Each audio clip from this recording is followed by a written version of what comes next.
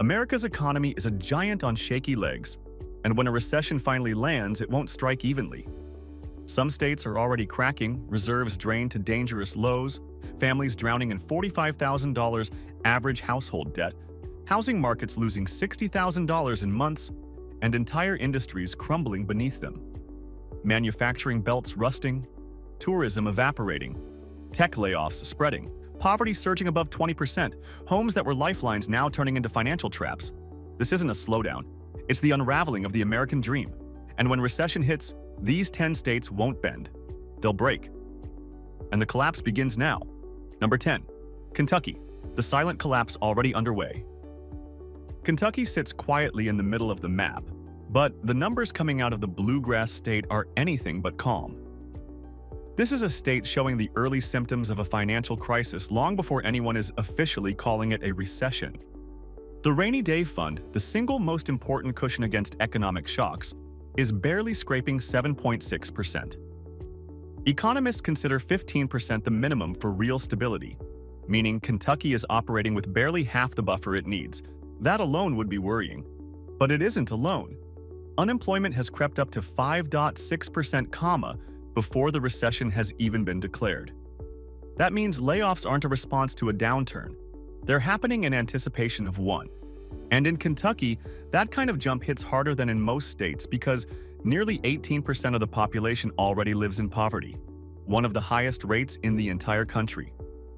A recession doesn't start the pain in Kentucky, it accelerates what was already bleeding. Housing, too, is slipping. Louisville is beginning to see softening demand, while eastern rural regions are bracing for something worse. The return of underwater mortgages, where homeowners owe more than their homes are worth. It's a dangerous cycle. Falling values push families into distress, which pushes more homes onto the market, which drags prices down further. And underneath all of this sits Kentucky's economic identity: manufacturing, coal, and agriculture. These are sectors notoriously sensitive to national downturns. When the country slows, people buy fewer cars, factories reduce output, energy demand drops, coal tax revenues fall, already down 22% year over year, and agricultural prices weaken. The state's GDP is already shrinking by 0.7%, and that's before the real shock hits. Kentucky isn't loud, and it isn't flashy. But that's what makes its situation so ominous.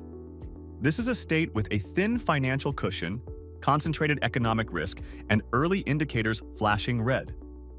When the recession officially arrives, Kentucky won't have time to brace. The contraction will be fast, deep, and painfully predictable. Number 9. Rhode Island. The small state. With big risk. Rhode Island may be the smallest state in America, but its economic vulnerabilities are oversized and impossible to ignore. With a population barely over 1 million, the state's tax base is narrow, its industries limited, and its ability to absorb shocks extremely fragile. It doesn't take much to tilt this state off balance, and right now, it's leaning. The rainy day fund tells the first part of the story. Just 6.9%, one of the weakest reserves in the nation. That means when tax revenues dip, and they already are, the state has almost no cushion to fall back on. Combine that with a sharp rise in unemployment, jumping from 3.6% to 5.4% in a single year, and you can feel the stress cracking through the system. What's driving the job losses makes things worse. Rhode Island depends heavily on two sectors: healthcare and tourism. Both have been shedding workers. Hospitals dealing with staffing shortages and shrinking margins, and tourism, the lifeblood of coastal towns, cooling as consumers cut spending. When your economy is built on two pillars, and both wobble at the same time, you don't get warning signs, you get a countdown. The GDP is already flat in early 2025, a signal that contraction is moments away. But Rhode Island's biggest pressure point is housing. The median home price sits at $446,000, while the median income is only $74,000. That's not just unaffordable. That's mathematically impossible for most families. The numbers don't match, and when the economy pulls back, price corrections tend to hit hardest where affordability was already stretched to the breaking point. Add in $41,700 in personal debt per capita, with delinquencies climbing, and a deeply underfunded pension system, and you get a state living on borrowed time and borrowed money. For Rhode Island, the coming recession isn't just a downturn. It's a stress test the state is structurally unprepared to survive without major damage. Number 8. Idaho. Boomtown turned time bomb. For nearly a decade, Idaho was the darling of America's internal migration wave, a place people fled to for cheaper homes, cleaner cities, and a promise of small-town serenity. But the very boom that made Idaho one of the fastest-growing states in the country is now turning into a structural vulnerability. The population has surged to 1.95 million, an 18% explosion since 2015, and that rapid influx created a textbook bubble, one now showing unmistakable signs of rupture. Nowhere is this clearer than in Boise. Home prices there nearly doubled since 2019, one of the most extreme spikes in the nation. But the correction has begun, and it's no gentle easing. Inventory is up 28%, a classic sign of a market where sellers outnumber buyers, where listings sit longer, and price cuts quietly multiply week after week. A boom fueled by hype always ends faster than it began. Economically, Idaho is wobbling. Unemployment is creeping up as tech layoffs ripple through Boise's startup scene and as construction slows, leaving builders with unfinished projects and shrinking demand. The state's rainy day fund sits at a dangerously thin 6.1%, bottom 10 in the country, a flimsy shield for a state that grew too fast for its own financial infrastructure. Idaho's boom wasn't fake, but it wasn't stable. And now, the fastest-growing state in the West is quietly transforming into one of the most exposed as the recession storm draws closer. Number 7. Arizona. The mirage of prosperity. Arizona has spent the last decade projecting an image of unstoppable growth. A desert miracle where population gains, shiny developments, and booming metro regions painted a picture of infinite opportunity. But now the mirage is evaporating, revealing an economy built on fragile foundations and a housing market stretched beyond what ordinary Arizonans can sustain. The state's rapid population boom created a feeding frenzy in real estate. Suddenly, the median home price statewide soared to $424,000, and in Phoenix and Scottsdale, the average buyer faces $550, 000 plus price tags. Yet the median income is just $72,900, meaning tens of thousands of families are living in homes their paychecks were never designed to support. It's no surprise, then, that 31% of residents are housing burdened, one of the highest rates in the nation. The state's rainy day fund sits at 5.8%, barely enough to withstand even a mild downturn, let alone a recession. And that recession is already taking form in Arizona's job market. Unemployment has climbed to 5.8%, with significant losses across tourism, retail, and construction, three sectors that powered the state's growth. Phoenix alone shed 19,000 jobs in just 5 months, a staggering reversal for a metro area once heralded as the land of endless opportunity. Arizona's prosperity looked real from a distance. But up close, too many families are leveraged, too many jobs are precarious, and too much growth depended on housing prices that had no relationship to local earnings. As the economy cools, the state's vulnerabilities aren't just appearing, they're multiplying, turning the desert boom into one of the West's most dangerous recession setups. Number 6. Nevada. The state built on volatility. Nevada has always lived on a knife's edge, a state powered by industries that boom spectacularly in good times and collapse brutally the moment the economy turns. And now, as national conditions tighten, Nevada's foundations are already cracking. Its economy is overwhelmingly tied to gaming, hospitality, and tourism, the exact sectors that evaporate first when consumers pull back. The early data? Bleak. Las Vegas tourism revenue is down 13%, a staggering hit for a city that depends on constant inflows of visitors. Conventions, one of Vegas's most lucrative anchors, are declining sharply as corporations slash travel budgets. The Strip may still glow at night, but behind the neon is a city feeling the pressure of an economic engine losing speed. The housing market tells the next part of the story. The median home price sits at $438,000, but Vegas prices are already down 8.7% year over year, one of the steepest drops in the country. Inventory is up 34%, a sign that speculative investors, who once flooded Nevada, are now pulling out just as aggressively as they entered. Even worse, 19% of Vegas homeowners are underwater, owing more than their homes are worth.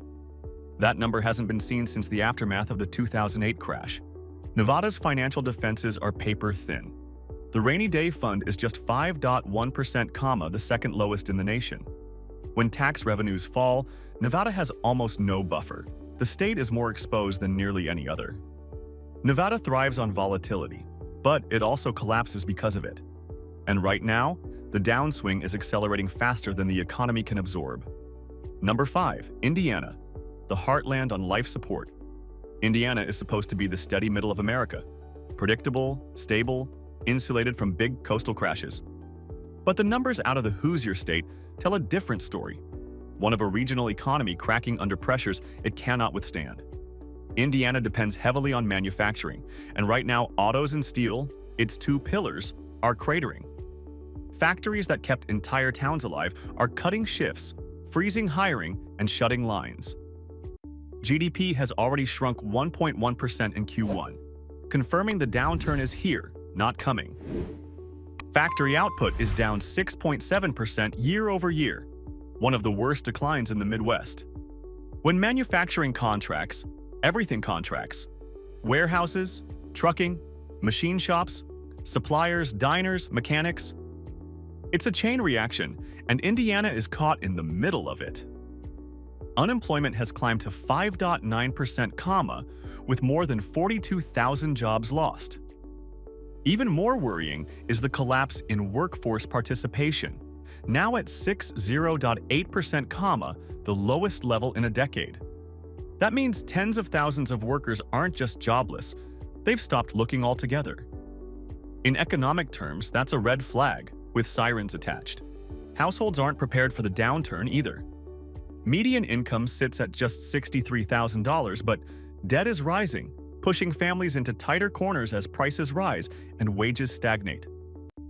The rainy day fund is thin at 6.4%, offering little protection when state revenues inevitably drop. Indiana's social safety net is among the weakest in the nation, ranking 45th in public health funding and offering meager unemployment benefits.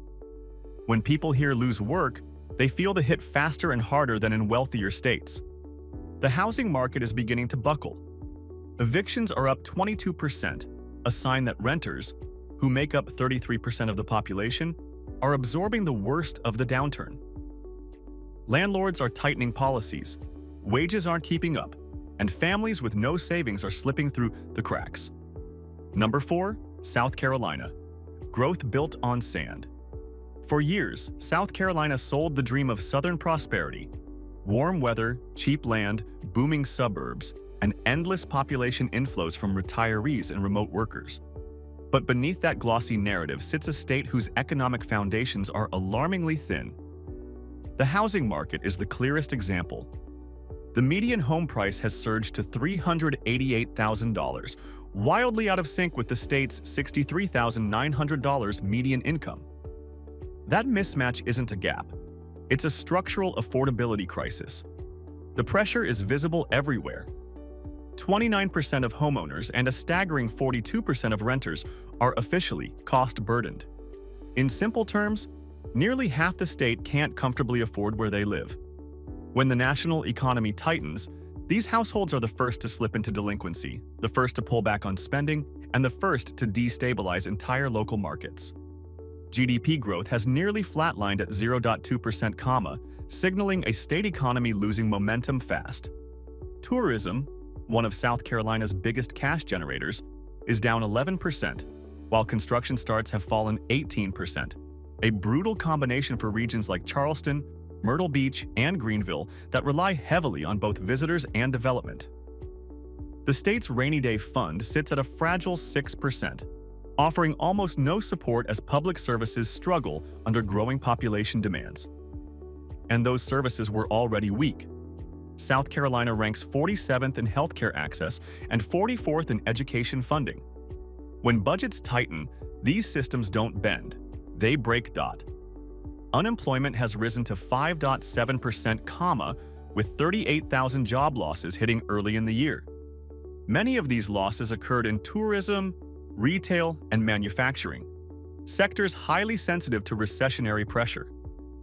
Meanwhile, household debt averages $43,800, with delinquencies rising as inflation erodes already thin paychecks. South Carolina grew rapidly, but it grew on sand, on cheap credit, underbuilt social systems, and housing prices that locals could never truly afford. Now the tide is going out, and the state's vulnerabilities are exposed for everyone to see. Number 3. Mississippi, the state already in crisis. Most states worry about the next recession. Mississippi worries about surviving the one it's already in. Long before the national economy began slowing, Mississippi was showing every symptom of a region under severe economic strain. With a 19.9% poverty rate, the highest in the United States, the state enters any downturn from a position of extreme vulnerability. Its rainy day fund sits at only 5.2%, one of the lowest in the nation, leaving almost no financial cushion as revenues decline. GDP has already shrunk 1.2% in Q1, driven by contractions in agriculture and manufacturing, the two sectors Mississippi relies on most. When crop prices fall or factories cut output, entire counties feel the shock. Unemployment is now 6.1%, with job losses spread across Jackson, Tupelo, and the Delta region. These aren't isolated pockets. This is statewide deterioration. And for a state with some of the weakest social infrastructure in the country, every lost job hits harder. Healthcare is collapsing. Rural hospitals are closing at one of the fastest rates in America, leaving thousands without nearby care. Mississippi has the weakest healthcare network in the country, and in an economic downturn, access shrinks even further. The state also ranks dead last in education funding, meaning there is almost no long-term recovery capacity. Economic mobility is stagnant. Public institutions are brittle. The infrastructure crisis compounds everything. Mississippi has over 1,000 structurally deficient bridges, constant water system failures, and chronic underinvestment in basic utilities. These are not minor issues. They're roadblocks to economic growth and magnets for costly emergencies. Even housing, which appears cheap at a $184,000 median price, is not actually affordable when the median income is only $51,500. Over 34% of residents face housing cost burdens, and credit card debt continues to rise among households already stretched thin. For Mississippi, the recession isn't coming, it has arrived. And without structural reform, the state risks falling further behind every single year. Number 2. Colorado, the overheated boom. State turning fragile. Colorado spent the last decade as one of America's brightest economic success stories, a magnet for young professionals, high-income migrants, tech startups, and real estate developers chasing endless growth. But today, that story is shifting. What looked like unstoppable momentum now reveals itself as a state stretched past its limits, running on inflated prices, speculative investment, and industries that crack early when the wider economy slows. The warning signs start with the state's weak financial defenses. Colorado's rainy day fund is just 5.9%, far below what's needed for a high-cost, high-growth economy. For a state that built its prosperity on rapid expansion, that thin buffer is dangerously insufficient. Colorado's economic engine depends heavily on real estate and white-collar employment, tech, professional services, finance, sectors now facing hiring freezes, layoffs, and shrinking revenues. Those slowdowns ripple quickly through the state's urban cores. And the housing market? It has shifted from impressive to unsustainable. Denver's median home price has exploded to $631,000, while the statewide median sits above $500,000. Even with a relatively strong median income of $84,000, 37% of homeowners are cost-burdened, meaning more than a third of the state is stretching beyond safe financial limits just to keep their homes. Renters are facing the same crunch. Rents are up 28% in just 2 years, pushing middle-class families into apartments they can barely afford and lower-income residents out of cities entirely. When the recession deepens, this level of financial strain will hit households at a speed Colorado hasn't experienced in decades. Unemployment is rising, now at 5.4%, with layoffs spreading across tech, tourism, and construction, the trifecta that once defined Colorado's growth narrative. Meanwhile, household debt is rising, wealth inequality is widening, and the state's rapid expansion has exposed structural weaknesses that were easy to hide during boom times but impossible to ignore now. Number 1. California, the giant on the edge of a hard fall. California has always been America's powerhouse, the world's 5th largest economy, the hub of global tech, entertainment, agriculture, and innovation. It was the state that seemed too big, too wealthy, too diverse to ever truly stumble. But today, the cracks are widening, and the country's mightiest economic engine is showing unmistakable signs of deterioration. For the first time in decades, California looks fragile. Start with the state budget. Despite its size, California's rainy day fund has slipped dangerously low to levels insufficient for a state facing slowing growth, shrinking tax revenues, and ballooning obligations. Years of soaring tech profits masked underlying structural weaknesses. Now, those profits are cooling, and the exposure is undeniable.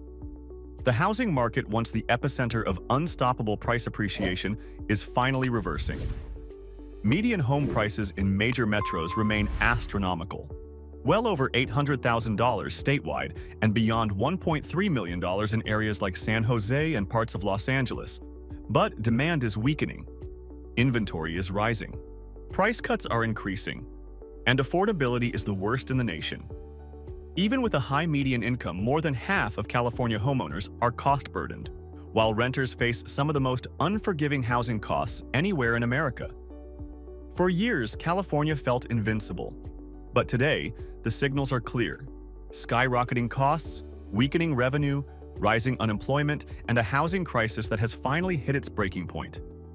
The nation's largest economic engine is no longer powering ahead. It's sputtering. And in the next recession, California may face one of the hardest falls of all.